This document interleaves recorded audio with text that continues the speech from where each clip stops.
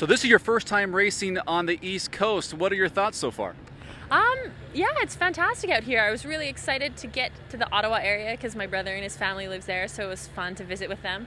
And everyone's talking about how hilly the course is, and of course I think the East Coast concept of mountains is a little bit different than the West Coast one. So, you know, having grown up in the Rockies and spent a lot of time in St. George, the hills around here were pleasant, but it's definitely a really challenging course nonetheless. Just a lot of sort of rolling throughout, and looks like it's going to be a beautiful climate on race day. It's been quite hot and humid, which is definitely different than where I've been training, but I think conditions are going to be great on race day, and it just seems like a fantastic course, a really lovely town. So.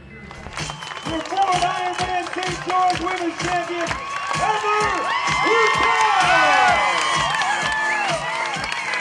Again and again! After defending your title in St. George, why pick Lake Placid this year? You know, I wanted to do another Ironman before really focusing on Kona. It felt like good timing. It's my favorite race distance, so I just like doing the race.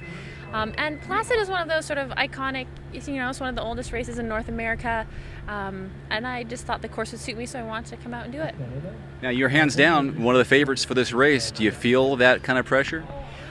Like I said before, feeling that pressure is good because it means that you know you've won them before, you can do it again. I try and sort of embrace that feeling, and yeah, I just feel like if I go out there and do my thing and race well, I can definitely win it. And you just, you know, hope you make all the correct decisions throughout the day and just race your plan and execute well, and then come away with a good result.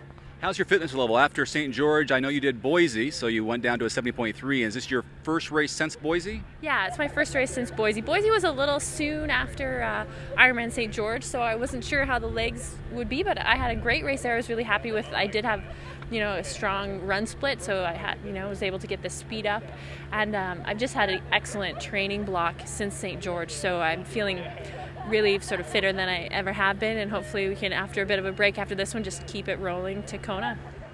For the age groupers who are watching this, how do you approach this bike course? I think it's really important for this bike course to be very patient on the first loop.